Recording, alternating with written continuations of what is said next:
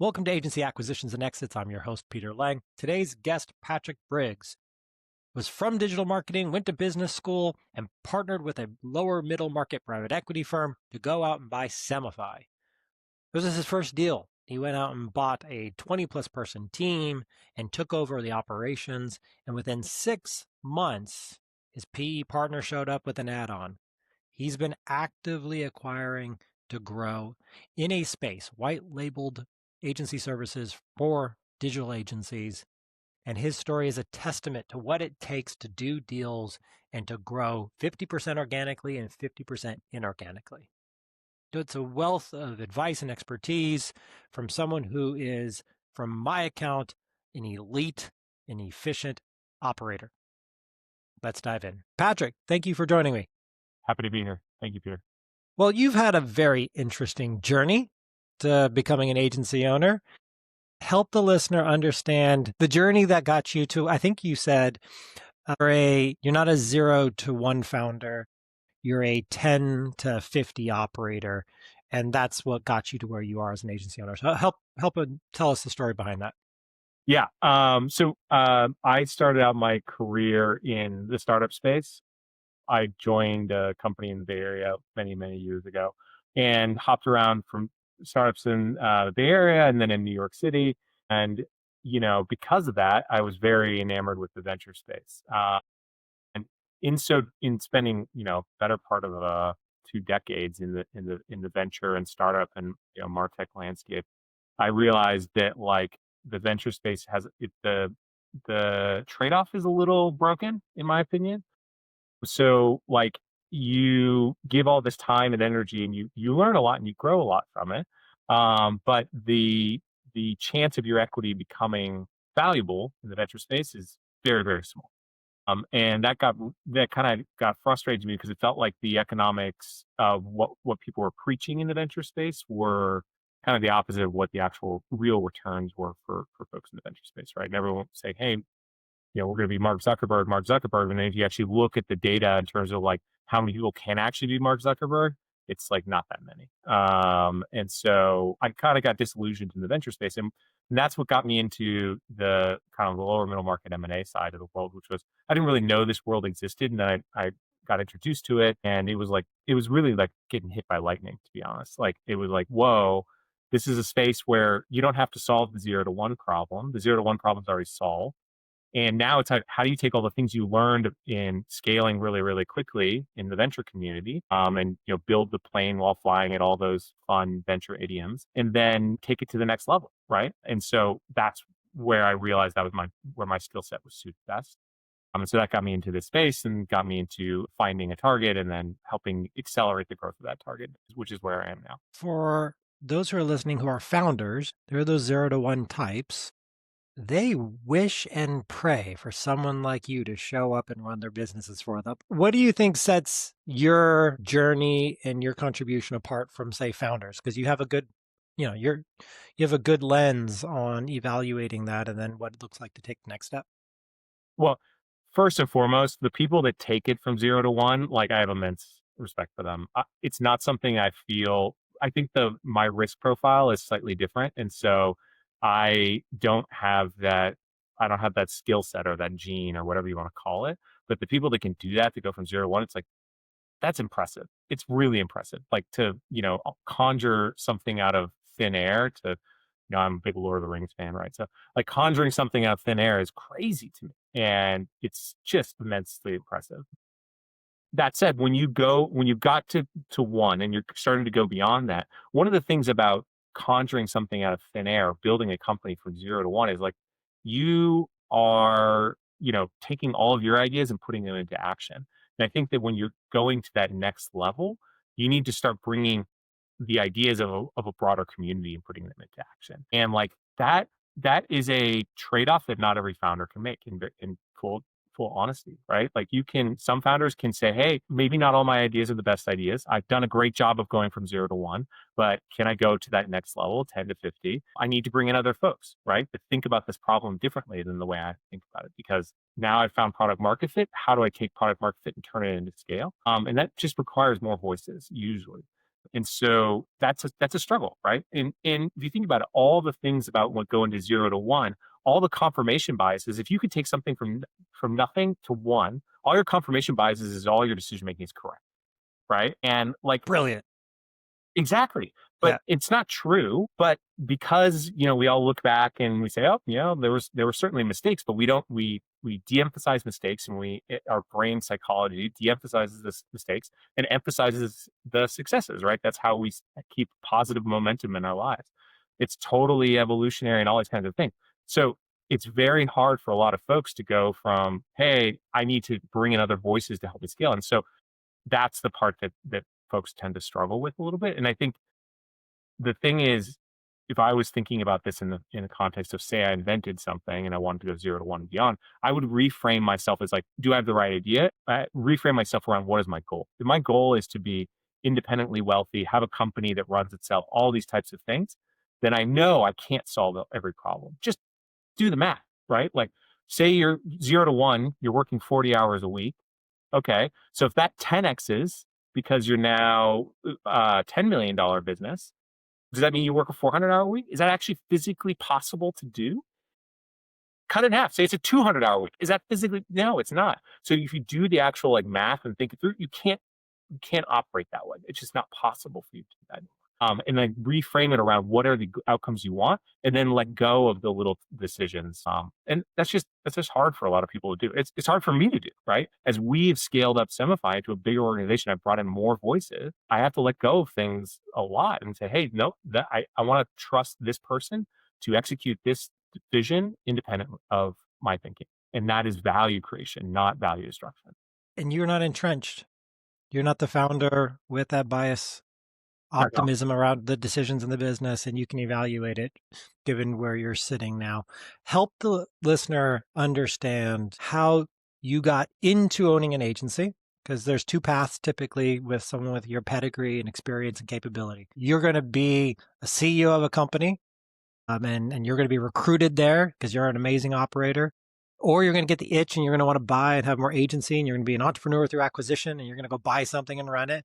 And then you took the step level up decision, which was you found a financial partner to say, okay, how can I maximize the expression of my skill set in compressed time? Mhm. Help us understand what got you to that, and then how you ultimately ended up partnering with Broadtree to do this. Yeah. So long story short, I got introduced to Broadtree after business school, and right outside of business school, my original plan was the second path that you had identified, which was I'm just going to go raise some money and do this thing on my own. I have a mix of marketing plus engineering skills. I thought, oh, I can figure this out on my own. And in conversation with Broadtree, kind of where I understood my skill set was really lacking was really on the M&A side. And like I knew a lot about operations and building companies and all those types of things, but the M&A front of it was something that was a bit of a black box to me. And so to me, the trade-off became, I work, do I own the whole thing outright and make whatever mistakes I make, and hopefully survive from that, or do I give up some of my ownership to work with a partner like Broadtree and get deep financial expertise, deep expertise, an existing deal engine, and get the backing of a huge collection of very experienced individuals to help kind of, when it comes to zigging and zagging, to make sure I zig when I'm supposed to and zag when I'm supposed to, kind of thing. And to me, the trade-off, when I just kind of did the math in my head on it, seemed relatively good, right? Like, hey, my surety of what I call surety of close, in my mind went up when I have someone that's helping guide me through a process that's seen this process, 2 dozen times, kind of thing. And so that was kind of my thinking on it. And so that's what I did. And so I worked with them, and I could tell you the deal process, as here, is fraught with missteps. I don't think there's any deal. We've done a number of transactions now, and I don't think there is a single transaction I've done that didn't have some kind of weird thing happen Yeah. that I was not expecting. And they're all atypical. There's not a single one that's a pattern matching thing. And you just need reps in deals to like be ready for those types of things. And it's good to have someone in your corner that has reps. I interpret that as, if I'm going to go out and do something for the first time, I want to increase the probability of doing it Right. well. Yeah. And who can I put around me to ensure with great confidence that my wife, myself, everything that I have going into this new opportunity is going to end up favorably for us. And you did the right thing. I'm curious about this. How did they see you? So maybe you know this because you've been in it long enough. They get operators probably knock on their door and people who want to do this with them. What do you think set you apart? That's an interesting way to frame it. I'm not sure. It'd be interesting to call them and find out. I could tell. So, like, what set me apart maybe is probably some of the same stuff that set me apart in business school. Is like, my background is it's not 0 to 1, but it's pretty entrepreneurial. It's got a mixture of marketing and startup and software and all these types of stuff.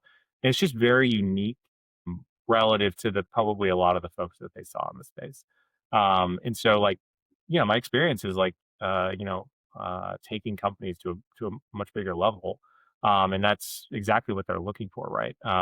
And so that is, I think, and in particular to Semify, the company that I'm now running, like I happen to have a deep background in marketing and marketing services and technology, and so like when I started working on that transaction, I like there were things that I had to explain to Broadtree because they didn't understand this particular type of marketing services, which is what Simplify does as a white label provider is very unique and category, and so it's like it was something I had to like teach them about, and like I mean not to my own horn, but I'm probably the only person in my business school cohort that knew what white label SEO was. Like before I went to business school. And that's not to say that like people in business school aren't smart. It's just like this category is Fact. very small. Yeah. Yeah. And like if you haven't experienced it, you haven't experienced it. You know what I mean? Like Yeah. that's just the thing. So just unpack the origination. Was that prior? Like, was it something you brought into Broadtree, or was it something that they had deliberate intention because they had found this opportunity and they just matched you to it? Give us some context. Yeah, so I helped source the transaction at Broadtree. So I was already at Broadtree working as kind of like an executive in residence program, and like I sourced the transaction and worked with Adam, who's the seller of Semify, to set up what the right deal structure would look like, and all of that, in partnership with the Broadtree managing. How many times did you have to explain the white label, the agency special snowflake category to Broad Street? Uh, to Broadtree's credit, only once they got, but to explaining to other people I talk to, a lot. It is. Look, I think the space that we are in is super cool, and one of my favorite concepts is the concept of fixed cost leverage, which we spent a ton of time. Columbia as a business school has a ton of finance classes, and one of the classes talks a lot about the concept of fixed versus variable cost, and that really stuck with me, and I love the concept of fixed cost, which I think of when I think of our business, I think of our business as the true distillation of fixed cost leverage in the marketing services ecosystem. And I think that's super cool. But it is unique. Not many people know about this space. So, so many conversations about, what is this? I don't understand it. I've never heard of reselling digital marketing or any of these types of things. What does white label mean? Is it like private label at Kroger's? And it's just like, the questions go on and on and on. But it's a cool category. And frankly, if you think about it like more broadly, it's the same concept of private labeling everywhere else in the world. It's just put into a service sector for marketing, which is, you know, nice. Great. So this was their first foray into this domain, Mhm. and you went all in with this type of business. To kind of set the table for us, what was the buy box or the criteria you were using? How did Semify match that? And then let's talk about like your first experience in a transaction. How do you feel you did? Although you had backup, how do you feel you did? So kind of walk us through it. Yeah. From a buy box standpoint, what I cared about was, tech enablement, which is something everybody in the space does. I cared about something I understood. I cared about having a cool and interesting, growth or tailwind opportunity. When we did the deal in the end of 2021, so it was publicly announced in 2022, and even at that time, I thought the SEO space, which Semify was predominantly SEO at the time, the SEO space was massively underutilized by companies. And I saw a huge opportunity to continue to grow in that sector. Now, with AI and AI optimization, you want to call it AEO or GEO or LMO, whatever you want to It's like a call it, reset button for the whole industry. it's Yeah. a massive opportunity. Like, it is insanity. The amount of people hammering our inbox now about AI optimization is just, it's through the roof. And it's just like, it's true because, like, if you think about it, like, it's not, SEO is not getting smaller, it's getting significantly larger. The skies opened up. Yeah, the general awareness of the need to be where you can be found, which is whether it be AI or Google or search engine, it's just everyone knows about it, even more so than being Googled online. It's insane. Which we kind of talked about in our prep around that excites you, where maybe people who've been in the industry for a long period of time just see it as this big change we have to undergo. Like, maybe expand on that before we get into the deal. Like, why is that so exciting to you? Yeah, like there's changes in my mind, change is inevitable. And so, like, you can either kind of put your head in the sand and hope that that it kind of goes over you and you don't have to worry, or you can see it as like a huge massive opportunity. And so, like, like, you can either see it as an opportunity or threat, to use like the famous SWOT framework, not to be confused with swatting people. But my view on it is, it's like, every change in the market is an opportunity. I'm kind of like, I describe myself as 3/4 glass full. Like, I see pretty much everything as an opportunity, and I'm like, this is great. And there are times where I'm wrong, but this time I'm definitely not. And so, like, the way I look at it is like, look, the market is changing. And if you kind of go back to like, I've been working in digital marketing since and so that's what, almost 20 years. And if you go back and look at 2006, what AdWords looked like in 2006. If you brought what AdWords is today to someone in 2006, maybe they'd be able to click around, but the thing is fundamentally different as a product. Or go and look at, like, podcast Social. advertising didn't exist, Yeah. you know? Social, Facebook advertising didn't exist in 2006. Yeah. That's right. Facebook advertising, when it first launched, everyone thought it was a joke. Now it's like, what is your ad spend? Well, a third of it goes to Facebook, right? Like, you know what I mean? Like, it's like crazy to me that, like, people are like, oh my gosh, SEO is changing. Like, when I put my head in the sand, it's like, well, go and look at the history of SEO. It's been changing since it was created. And we build a whole new world and a whole new ecosystem to support the technology. No, it doesn't typically completely erase it. That's right. And like, how long has Google been the dominant player? People are like, well, forever, quote unquote. Well, if you actually go back, it's not really forever, right? You and I, well, maybe I'll just say I'm old enough to remember Alta Vista and Lycos and all these other, Ask Angel Jeeves, Fire, right? Flash. And they all had substantial traffic. Like, there's in California, there's the Excite campus is a massive campus of buildings that was supposed to be the next Google, and now Google is the next Google, kind of thing. And so, like, my view is, like, the market's always been changing, and you either adapt with it and reap the benefit, or you choose to become, a closed chapter in the digital history, basically. If you don't like change, you won't like extinction. Yeah, that's a great way of putting it.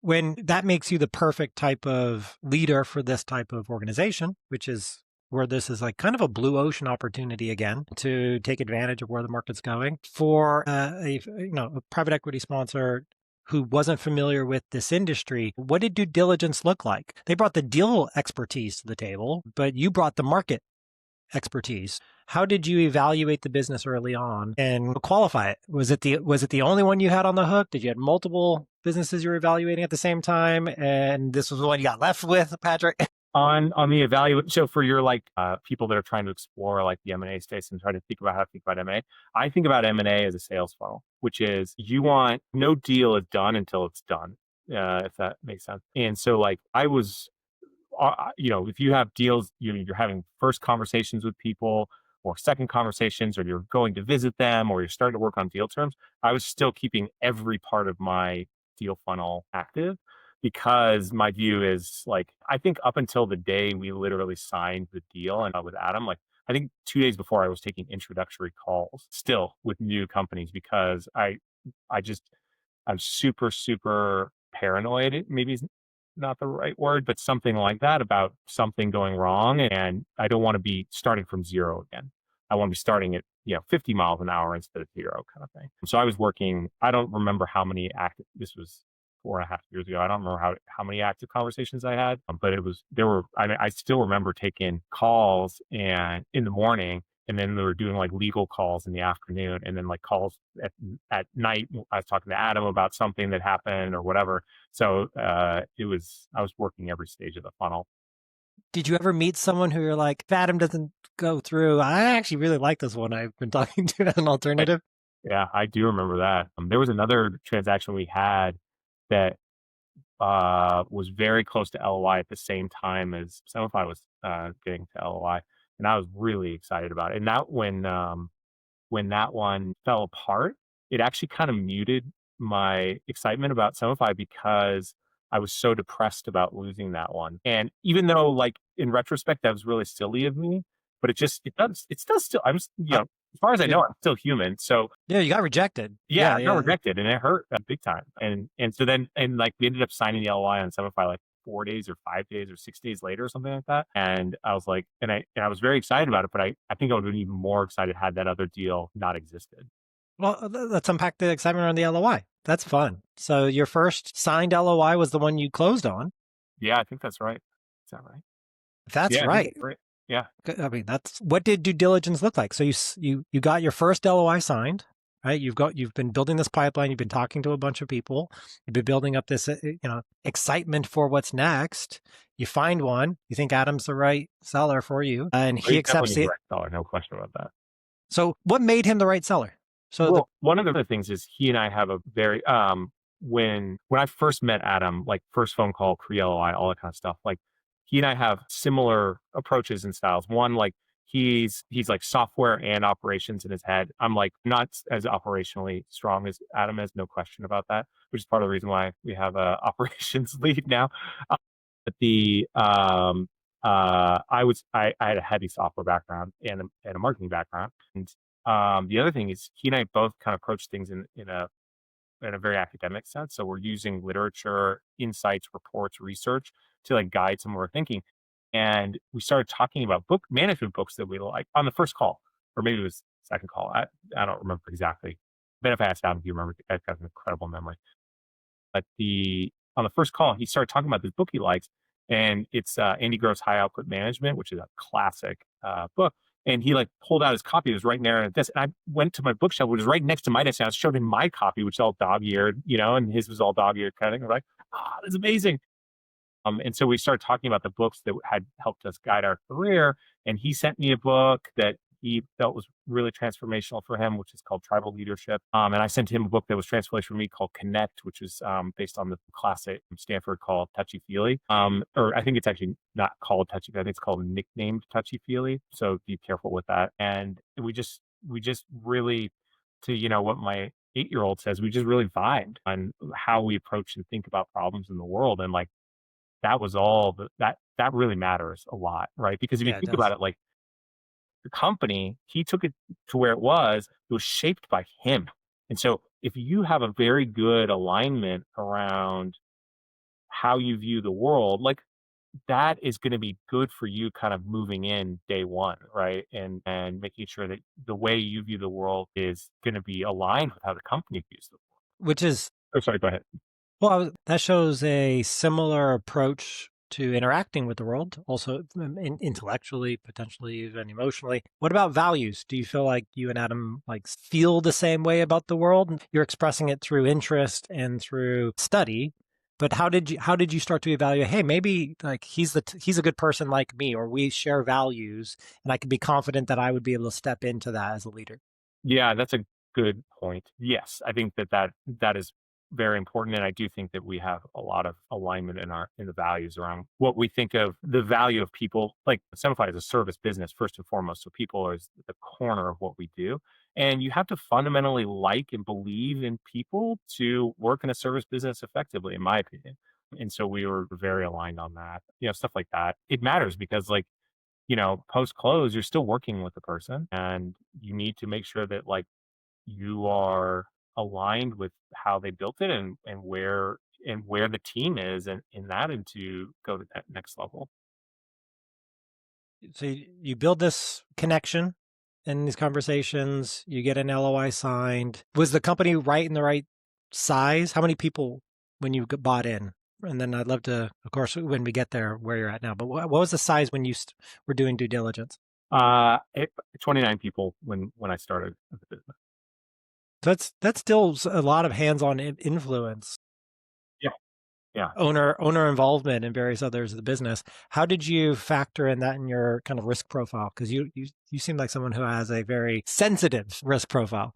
I mean, there's certainly a lot of the like checkbox stuff you do in diligence, like we do a quality of earnings report, tax diligence, all that kind of stuff. I think you have to look for continuity in stories, transparency too. Like Adam, I looked at, you know, and then, call it 5 years I've been in the M&A space. I've looked at, I don't know, a number of deals, certainly in the 50-ish deal range. I talked to, more sellers than I can count. And there's just it's kind of a reps thing is the easiest way to say it is like you get it after you get a certain reps, you get a certain kind of feeling from some, like with Adam, it was like, hey, I'm going to ask you for this. And he'll, instead of giving me that one piece of data or saying no, many sellers are saying no. And that's like a big red flag. Or he would say, oh, okay, let me give you this and the 10 other things I think you're going to ask for based on that. And like I think the deal room for Semify to this day is still like multiples of gigs larger than any other transaction we've done. Because he just like his view was like, I am a complete open book, like see everything for good or for bad, and let's figure out a way to get this done through the good and the bad. His transparency was very nice and refreshing to see. So that I don't know if there's a good answer of like, hey, you asked for taxes and they don't give it to you in 25 minutes. That's a red.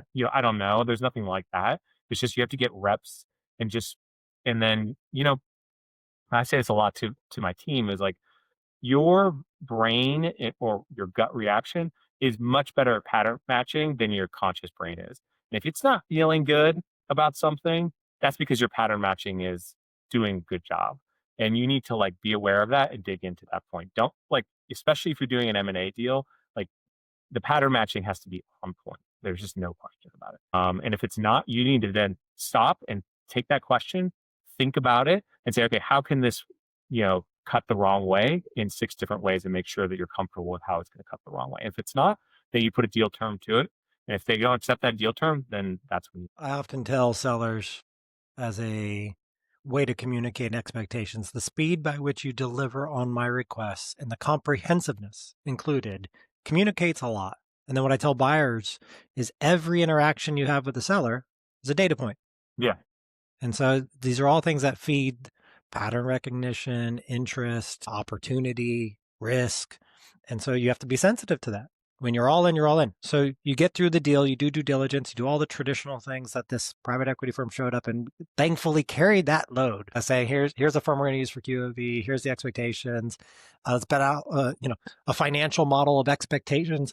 How much growth did you present originally in the opportunity versus where you think you're at now? That's a great question. I don't know is the short answer on it. But go back to remember, I'm 3/4 glass full guy kind of guy. So I'm very optimistic in a lot of the thinking that I do. Quadruple EBITDA in 2.5 years. Yeah. I would say that Semify is achieving a lot of the success that we laid out in the original case, which was how do we expand this SEO market? Like we have a fantastic tailwind with us right now, which is the market is expanding at exponential rate. I mean, I don't know the speed, but it's faster than anyone could have imagined back in 2021. And we're right on the right on the head of steam on that. And so like I feel very good about where we are going. And we've added in, one of the things that we said when we did the business is like our kind of view on Semify, the way Semify works is really unique. And like it's this incredible fixed cost leverage model. And like it doesn't have to apply just to SEO. And so one of the thesis that we've been activating on is like, how do we expand our services beyond SEO? And so We did a transaction in 2023 to purchase a company called Agency Elevation, which is another white label provider who had a lot of expertise in the paid search and paid social space. And now we're integrating that into our software infrastructure that runs our business. And like that's a really cool way of, I think, providing the same value that we generate from an SEO standpoint to the other service offerings as a business. And so I see other opportunities for that too. I see opportunities in the retail space. I see retail media rather, opportunities in the display space, all that kind of stuff. And I think that the way we operate and the model, that structure that we have is so powerful that it benefits the market to bring it to all the channels that exist in digital marketing. Very aggressive was your growth model. Well, let me unpack that slide. So you're doing due diligence, you're getting to close, and you see there's opportunity. There's tons of ways to do it. Was or add-ons in that original model? And if so, what did it look like? Were you going to go out and do one a year? Were you going to be opportunistic? Was it strategic and precision? Like, how did you think on expanding the business inorganically? It wasn't like our base case model, the way to say it. It was more opportunistic or an optional like adder kind of thing. And that was kind of how we thought about it. I mean, it was like we knew it was kind of like, let's get into the seat, let's look around, see how we can grow this business and look at what the levers that we can pull after diligence. And we saw obviously a growth lever on the organic side. And then, it just so happened that the first deal we did, which is a company called Digital Current, came along 6 months after we closed 7.5. I didn't actually source it. Broadtree sourced it, and they're like, "Hey, this is a white label provider that is ready to go." And the sellers, Troy and Elena, were lovely people. They wanted to retire, and so they were looking for a good home for the business. So it was a very nice fit from that standpoint. So it Wait, kind of came serendipitously. 6 months in after close. Yeah. It was pretty nuts. After you do your first transaction, they're like, "We have an add-on for you." That was a wild one from that standpoint. You was the TSA even done with Adam? No, I don't remember, to be honest, but I don't think so. Okay, there was 'cause I- stuff that was going back and forth between the two entities. Yeah, there's got to be some tail on that. Yeah. It wasn't in your base case, so it wasn't like consolidation was part of the strategy. It wasn't like, hey, this would be a platform. There's other white label. We'll go consolidate. We'll go bananas, and we'll put all these people together. It was, hey, this is a good business. There's a good opportunity here. Good founder. We take control. A good team that needs to be scaled up. Right, 20 people, perfect size. Right. It shows you usually someone's 0 to 1 threshold's about 20-ish people, and then you can unlock growth. And then they show up and say, here's an add-on. How many people did you get in the add-on? So Digital Current was a smaller business. I think they were at the time 15 or 16, somewhere in that range. So about half your size. Yeah, a little bit smaller than that. So, well, two of those were the sellers. And the sellers always had planned to transition out pretty quickly. So yeah, it was pretty fast adder to the business. Yeah, you bought it, you transitioned, you're in control, and now let's add an integration. Yeah. Okay, so you got the first one. What did you learn about that add-on deal? Just in general, what were your takeaways? What was your lessons learned from that? Well, one is add-ons are way easier than platform deals. Say that again. By like a country mile. Once you get the first one and you got the anchor, everything else is just like yeah. I mean, just from now we have a PEO in place for all of our benefits and payroll management and all these other things, and it just makes it so much. And we have existing banking and we have credit cards, and I mean, just it's just there's so many night and day. It's just so much easier. So I can't even.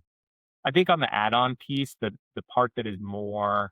So there's two things that matter from an add-on piece. One, starting to talk to employees earlier, to kind of get a sense of how these two things are going to connect together, is really important. Identifying the right connector lead, or we call them the integrations team. Though there needs to be people on both sides of the fence connecting. Maybe fence is the wrong word, but in both companies connecting the dots. That's for sure.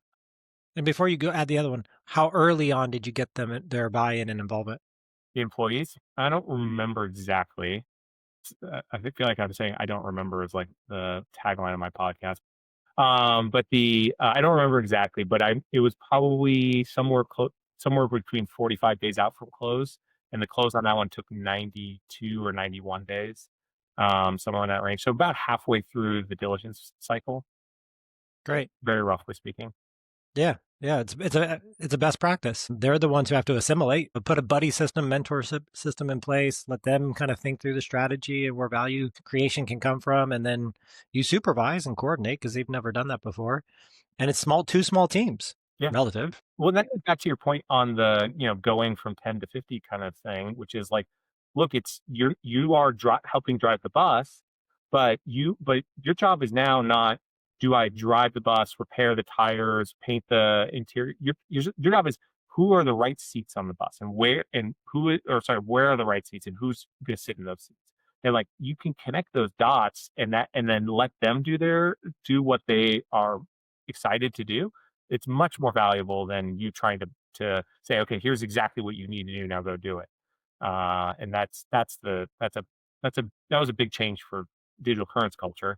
So that definitely, that definitely creates value, no question.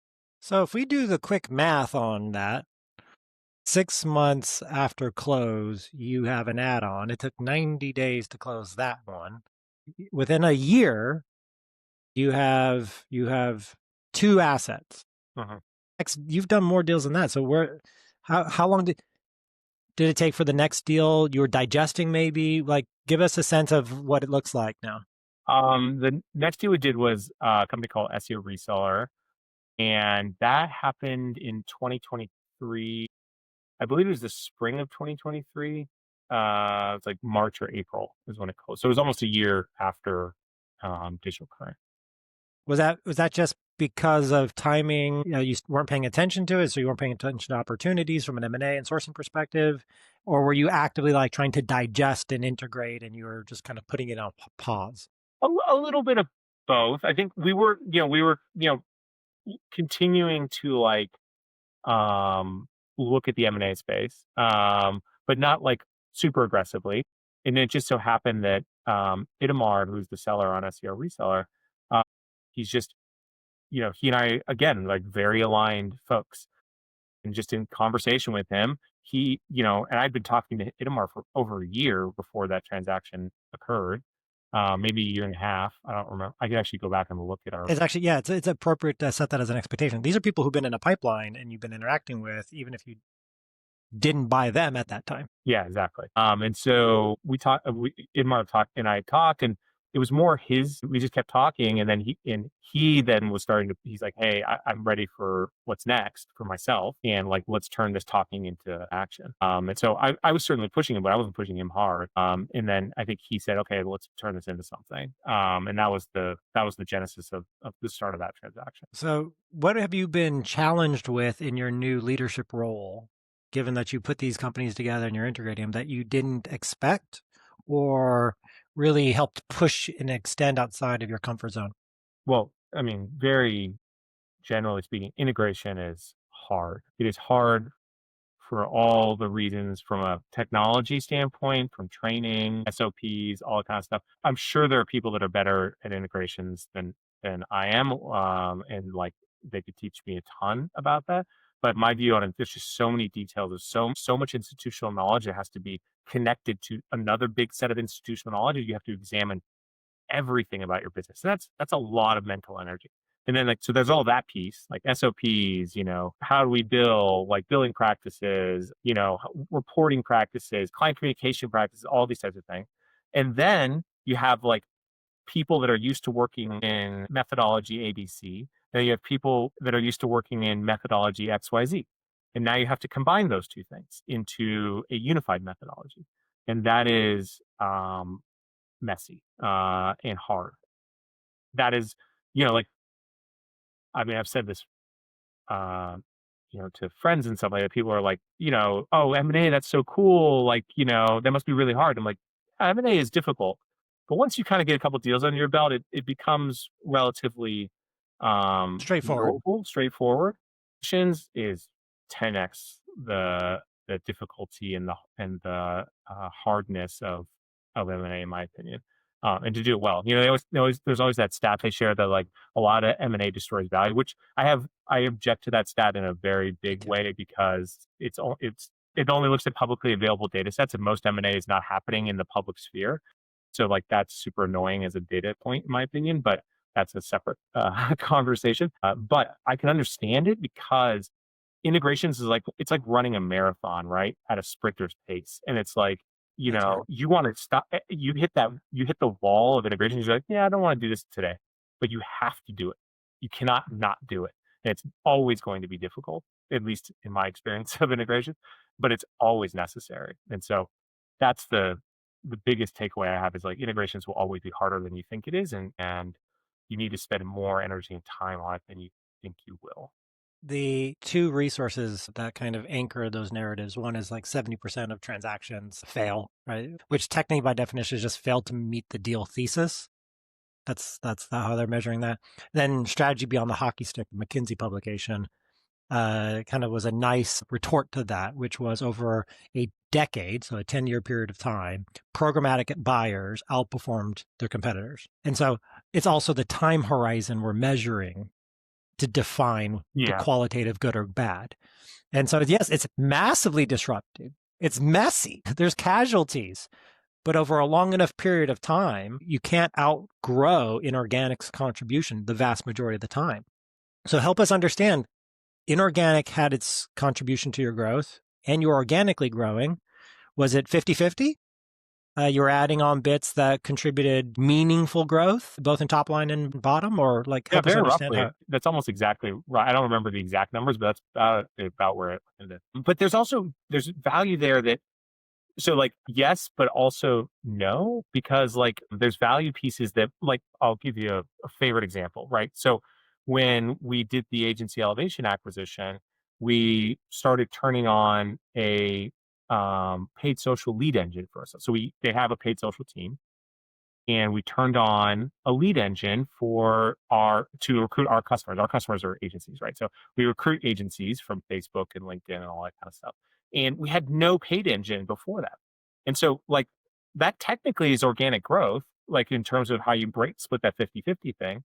But that exists because we did the agency elevation transaction. Could we have gone and got an agency to do our paid search, paid social? Yeah, for sure. Good question. We got it as part of the transaction, and that accelerated the speed in which we were willing to experiment and scale that part of our business. Yeah.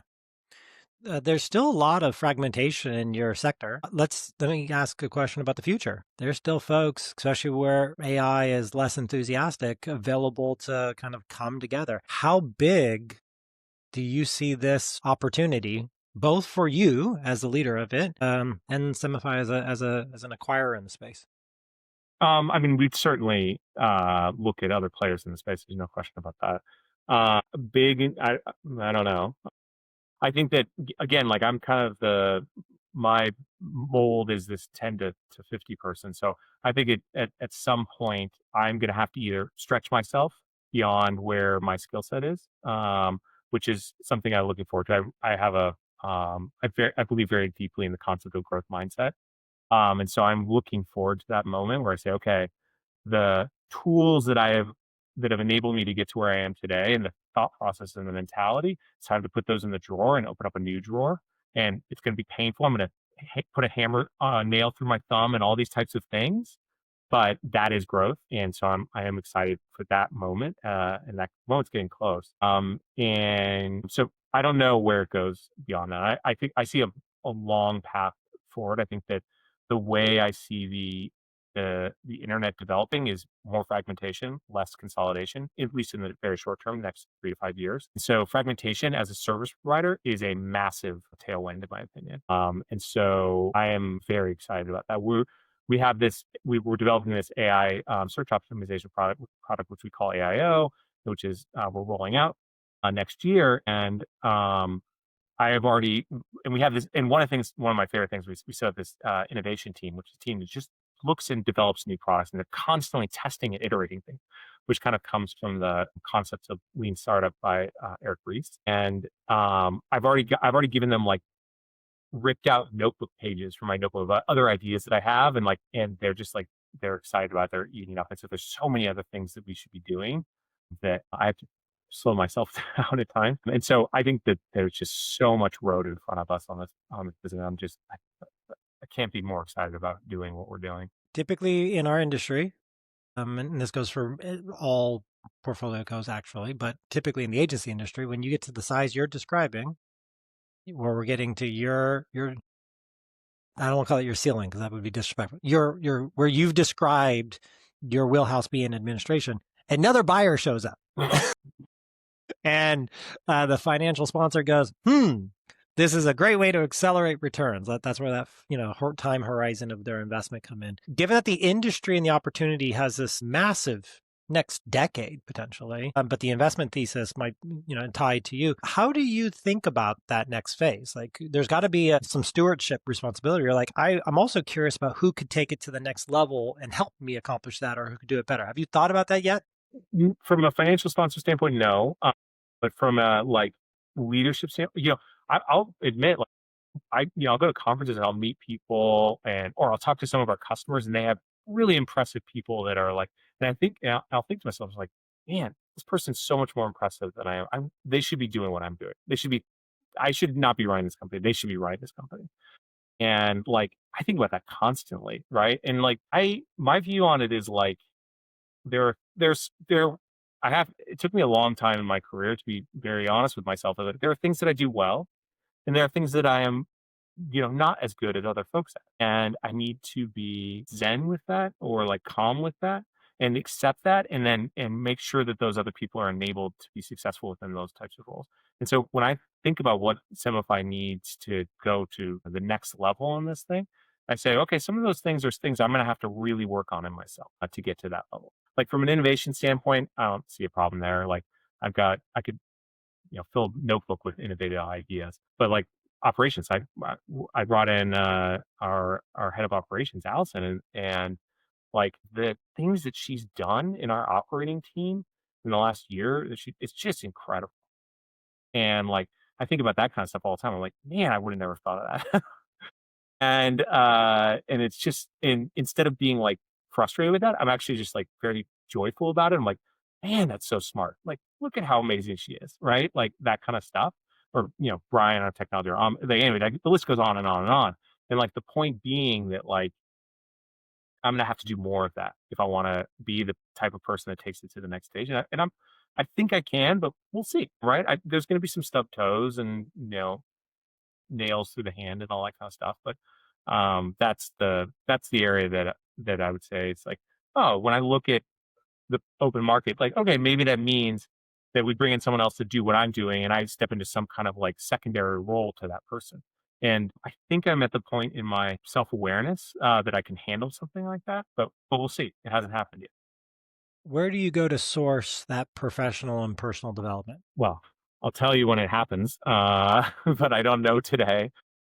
I can tell you, though, when I observe people that I interact with that are executives that are operating at this level or a higher level, there's just, you start to get kind of some pattern matching around things that you think the business needs, and you say, well, could that person be a good advisor to me, or could that person be a good board member, or could that person be take this role from me? Those are the questions I ask myself quite frequently, actually.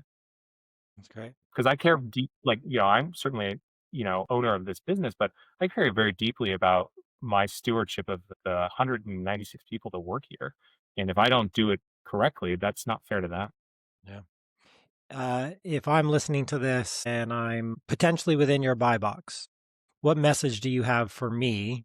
And then how can they reach out to you?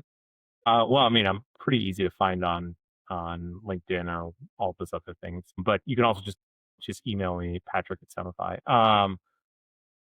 In terms of what I want them to know, I think that, in terms of like the partners that we would want to partner with, I think a test and learn and innovators first mentality is perfect for where we are right now. Like, the market is changing very rapidly, probably faster than it has. It's probably changing faster in the last 2 years than it had in the last 10, in my mind. And so you got to be leaned into that. You got to be not fearful of that. You got to be excited about that. You say, hey, do I want someone to partner with to accelerate our change as part of the market changing, as opposed to, I want to get out of this business because the market is changing.